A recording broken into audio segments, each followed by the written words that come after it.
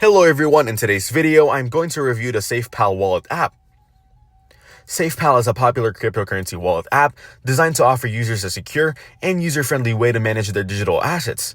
It supports a wide range of cryptocurrencies including Bitcoin, Ethereum, and many altcoins, making it versatile for various crypto enthusiasts. The app has a strong emphasis on security, with features like private key storage, encrypted backups, and a secure hardware wallet option, SafePal S1, that can be used alongside the app for added protection. The app's interface is simple and intuitive, allowing users to easily track their balances, send/receive coins, and view transaction history.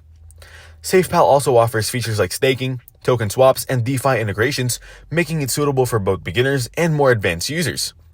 One of the standout features is its integration with decentralized apps or DApps, which allows users to access decentralized exchanges and other services directly through the wallet. While SafePal offers a great combination of security and features, some users might find the initial setup process a bit complex, especially if they choose to use the hardware wallet. Additionally, the app's customer support could be improved, as there are occasional reports of slow response times.